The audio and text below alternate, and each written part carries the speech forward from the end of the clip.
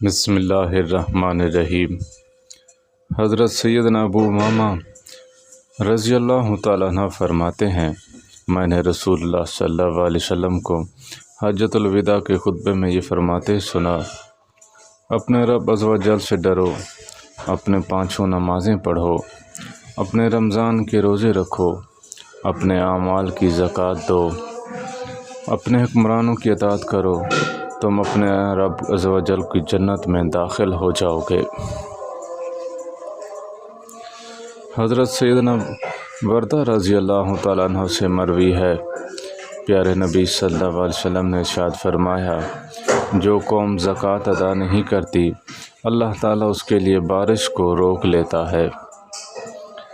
نبی اکرم نور مجسم صلی اللہ علیہ وسلم نے ارشاد فرمایا، حج مقبول کا ثواب جنت سے کم نہیں۔ عرض کی گئی مقبول سے کیا مراد ہے؟ فرمایا ایسا حج جس میں کھانا کھلایا جائے اور اچھی گفتگو کی جائے۔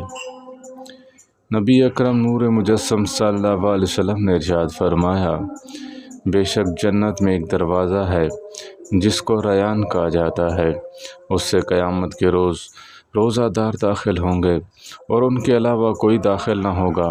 کہا جائے گا روزے دار کہاں ہیں؟ پس یہ لوگ کھڑے ہوں گے، ان کے علاوہ کوئی اور اس دروازے سے داخل نہ ہوگا۔ جب یہ داخل ہو جائیں گے تو یہ دروازہ بند کر دیا جائے گا، پس پھر کوئی اس دروازے سے داخل نہ ہو سکے گا۔ حضرت عطیہ سعدی رضی اللہ تعالیٰ عنہ سے روایت ہے، رسول اللہ صلی اللہ علیہ وسلم نے فرمایا، کوئی بندہ اس وقت تک متقین میں شمار نہیں ہوگا جب تک وہ نقصان نہ دینے والی چیز کسی دوسری نقصان دینے والی چیز کے ڈر سے نہ چھوڑ دے، یعنی کسی جائز کام کے ارتکاب سے ممنوع چیز تک نہ پہنچ جائے۔ حضرت ابو سعید رضی اللہ تعالیٰ عنہ سے مروی ہے، نبی کریم صلی اللہ علیہ وسلم نے فرمایا، تمہارا رب ایک ہے، تمہارا باپ ایک ہے، اور کسی عربی کو اجمی پر کوئی فضیلت نہیں، نہ اجمی کو عربی پر فضیلت ہے، نہ گورے کو کالے پر، نہ کالے کو گورے پر فضیلت ہے، مگر صرف تقویٰ ہے۔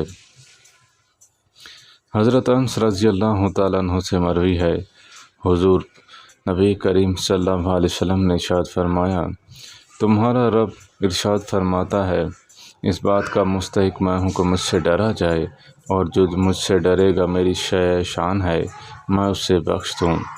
اللہ تعالی ہم سب کو عمل کرنے کی توفیق عطا فرمائے۔ وآخر دعوانا ان الحمد للہ رب العالمین۔